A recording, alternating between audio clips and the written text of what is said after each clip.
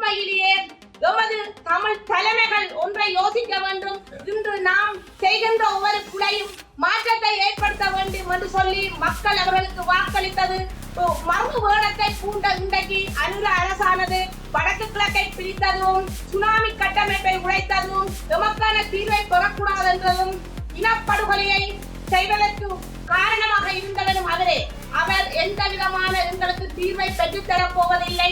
எனவேதான் நாம் இன்றும் எந்த சிங்கள பேரினவாத அரசு வந்தாலும் எமக்கான தீர்வு கிடைக்கப்படாது. எனவே நாம் சர்வதேச விசாரணையை நோக்கி எமக்கான நீதி கேட்க வேண்டும் என்பதற்காக நாம் அனைத்து தமிழ் மக்கள்களும் இந்த நேரத்திலேயாவது ஒரு கட்டமைப்பாக நாம் அன்றைய தினம் எமக்கான சுதந்திரங்கள் பறிக்கப்பட்டிருக்கின்றது, எமது உரிமைகள் பறிக்கப்பட்டிருக்கின்றது என்று சொல்லி நாம் அன்றைய தினமாவது ஒன்றாக சேர்ந்து குரல் கொடுப்பதற்கு அனைத்து மத குருமார்கள், பல்கலைக்கழக மாணவர்கள், சிவில் சமூக செயற்பாட்டாளர்கள், பொதுமக்கள்கள், பயந்து காணாமல் ஆக்கப்பட்ட உறவுகள், இளைஞர்கள், யுவதிகள், வர்த்தகர்கள், முச்சக்கர வண்டி உரிமையாளர்கள், பேருந்து உரிமையாளர்கள் என இதில் தமிழ் தேசியம் பற்றி கதைக்கின்ற அரசியல் கட்சிகள், அரசியல்வாதிகள் எல்லோருமே இதில் ஒன்றிணைய வேண்டும். வணக்கம். மற்றொரு செய்தியின் ஊடாக இணைந்திருக்கின்றோம்.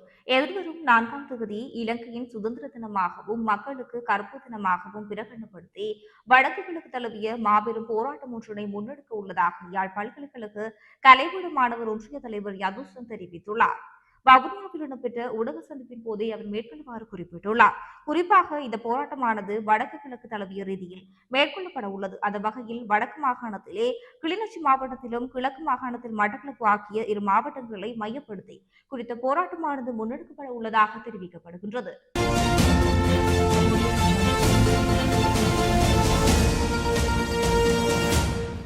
பல்கலைக்கழக கலைப்பீட மாணவர் ஒன்றிய தலைவர் வருகின்ற 4ஆம் தேதியானது ஸ்ரீலங்காவிற்கு சுதந்திர தினமாகவும் தமிழருக்கு கருப்பு நாளாகவும் பிரகடனம் செய்யப்பட்டுள்ளது. அந்த வகையில் இப்போராட்டமானது வடக்கு கிழக்கு தழுவிய ரீதியில் வடக்கில் கிளிநொச்சியை மையப்படுத்தியும் கிழக்கில் மட்டக்களப்பை மையப்படுத்தியும் பாரிய போராட்டம் ஒன்றினை முன்னெடுப்பதற்கு தீர்மானித்துள்ளோம். அந்த வகையில் இப்போராட்டமானது வலுவடைவதற்கு பல்வேறுபட்ட உரையாடல்களை மேற்கொண்டுள்ளோம். அந்த வகையில் கிளிநொச்சி, முல்லைத்தீவு, மன்னார், மட்டக்களப்பு, அம்பாறை ஆகிய மாவட்டங்களிலும் இன்று வவுனியாவிலும் கலந்துரையாடல்கள் மேற்கொள்ளப்பட்டுள்ளது. எனவே இப்போராட்டமானது திறம்பட செயற்படுவதற்கு அனைவரின் உதவியையும் அன்போடு வேண்டி நிற்கின்றோம். எனது பெயர் சுதாரா. நான் வவுனியா மாவட்ட கழிந்து காணாமலாக்கப்பட்ட உறவுகளின் சங்க தலைவியும் வடக்கு கிழக்கு கழிந்து காணாமலாக்கப்பட்ட உறவுகளின் சங்கத்தின் செயலாளராக உள்ளேன்.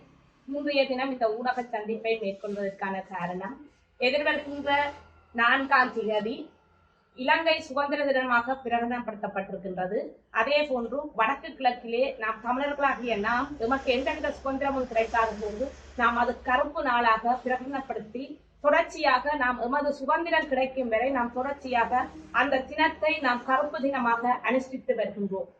எனவே நாம் எமது உரிமைகள் மறுக்கப்பட்ட போது இலங்கையானது 1948ஆம் ஆண்டு சுதந்திரம் அடைந்த போது இந்த தமிழர்களுக்கு எந்தவித சுதந்திரமும் வழங்கப்படவில்லை, எந்தவித உரிமைகளும் வழங்கப்படாமல் மறுக்கப்பட்ட இந்த சிங்கள பேரினவாதம் தனக்கான சுதந்திர தினத்தை தொடர்ச்சியாக எந்த அரசாங்கம் வந்தாலும் அதனை மிகவும் பிரகடனப்படுத்தி மிகவும் உணர்வுபூர்வமாக அவர்களுக்கான சுதந்திரம் கிடைத்திருக்கிறது என்பதை இந்த சர்வதேசத்துக்கு எடுத்து கூறியிருக்கின்றார். ஆனால் இன்று நாம் ஒரு தேசிய இனமாக இருக்கின்ற நாங்கள் உலகத்தில் அனைத்து நாடுகளிலும் தமிழர்கள் சொய்ந்து வாழ்கின்ற இடங்களில் கூட எமக்கான ஒரு நாடு இல்லை, எமக்கான சுதந்திரம் இல்லை, எமக்கான உரிமைகள் கிடைக்கப்படாமல் நாம் இன்று வரை ஒரு அடிமை உறவுகளாகவும் இனமாகவும் வாழ்ந்து கொண்டிருக்கின்றோம். எனவே நாம் இந்த வேளையில் கேட்டுக்கொள்வது, தமிழர்களாகிய நாம் எமது உரிமைகள் எங்கு மறுக்கப்படுகின்றதோ அங்கெல்லாம் சென்று எமது உரிமைக்காக நாங்கள் குரல் கொடுக்க வேண்டிய ஒரு நிர்பந்தத்துக்கு தள்ளப்பட்டிருக்கின்றோம். எனவே எமது உரிமைகள் மறுக்கப்பட்ட போதுதான் எமது உறவுகள், எமது இளைஞர்கள், யுவதிகள் 30 வருட காலமாக ஆயுதம் ஏந்தி போராட வேண்டிய ஒரு துப்பாக்கிய நிலைக்கு தள்ளப்பட்டிருந்தார்கள். அப்போது அந்த யுத்தமும் காட்டி கொடுப்பு மூலம் மௌனிக்கப்பட்டது. அதன் பின்பு இன்று வரை எமது உரிமைகளுக்காக நாம் அகிம்சை வழியில் போராடி வருகின்றோம். எடுத்துக்கொண்டால் எமது நிலங்கள் பறிபோய்க் கொண்டிருக்கின்றது, எமது உறவுகள் காண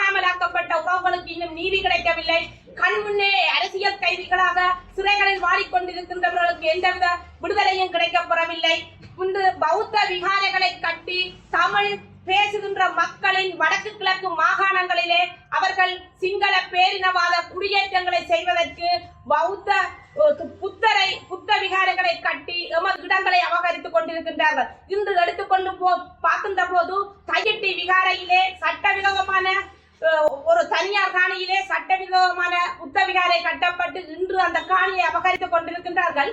அதே போன்று பலாலி முகாமில் இருந்து தையட்டி வரை நான் சென்று பார்த்த போது அங்கு தமிழ் மக்களுடைய காணிகள் அவர்களின் கைவசப்படுத்தப்பட்டு அங்கு அவர்களின் நிலங்கள் அவர்களின் உற்பத்திகள் செய்ய முடியாமல் அவர்கள் ராணுவ கட்டுப்பாட்டு பகுதியில் வைத்து இன்றுமே அவர்கள் பாதுகாப்பு வலயமாக அதை வைத்திருக்கின்றார்கள். ராணுவத்தின் பாதுகாப்பு வலயம் அது தமிழர்களின் சொத்து.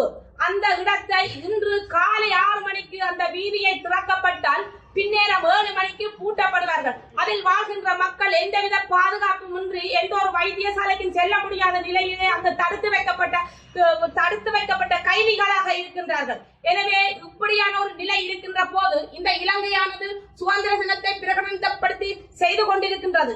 இன்று தமிழ் மக்கள் என்பது அனைத்து உரிமைகளும் மறுக்கப்பட்டிருக்கின்ற போது இந்த அரசு சொல்லிக் கொண்டிருக்கின்றது வடக்கு கிழக்கு தமிழர்கள் தனக்கு ஆதரவு அளித்திருக்கின்றார்கள் என்று. ஆனால் உண்மையிலேயே எமது தமிழ் தலைமைகள் ஒன்றை யோசிக்க வேண்டும். இன்று நாம் செய்கின்ற ஒவ்வொரு பிழையும் மாற்றத்தை ஏற்படுத்த வேண்டும் என்று சொல்லி மக்கள் அவர்களுக்கு வாக்களித்தது மறு வேடத்தை பூண்ட இன்றைக்கு அனுர அரசானது வடக்கு கிழக்கை பிரித்ததும் சுனாமி கட்டமைப்பை உடைத்ததும் எமக்கான தீர்வை பெறக்கூடாது என்றதும் இனப்படுகொலையை செய்வதற்கு காரணமாக இருந்தவரும் அவரே. அவர் எந்த விதமான எங்களுக்கு தீர்வை பெற்றுத்தரப் போவதில்லை. எனவேதான் நாம் ஒன்றும் எந்த சிங்கள பேரினவாத அரசு வந்தாலும் எமக்கான தீர்வு கிடைக்கப்படாது. எனவே நாம் சர்வதேச விசாரணையை நோக்கி எமக்கான நீதி கேட்க வேண்டும் என்பதற்காக நாம் அனைத்து தமிழ் மக்கள்களும் இந்த நேரத்திலேயாவது ஒரு கட்டமைப்பாக நாம் அன்றைய தினம் எமக்கான சுதந்திரங்கள் பறிக்கப்பட்டிருக்கின்றது, எமது உரிமைகள் பறிக்கப்பட்டிருக்கின்றது என்று சொல்லி நாம் அன்றைய தினமாவது ஒன்றாக சேர்ந்து குரல் கொடுப்பதற்கு அனைத்து மத குருமார்கள், பல்கலைக்கழக மாணவர்கள், சிவில் சமூக செயற்பாட்டாளர்கள், பொது மக்கள்கள், பயந்து காணாமல் ஆக்கப்பட்ட உறவுகள், இளைஞர்கள், யுவதிகள், வர்த்தகர்கள், முச்சக்கர வண்டி உரிமையாளர்கள், பேருந்து உரிமையாளர்கள் என இதில் தமிழ் தேசியம் பற்றி கதைக்கின்ற அரசியல் கட்சிகள், அரசியல்வாதிகள் எல்லோருமே இதில் ஒன்றிணைய வேண்டும். அதே போன்று இந்த போராட்டமானது வடக்கிலும் கிழக்கிலும் நடைபெற்றுக் கொண்டிருக்கின்றது.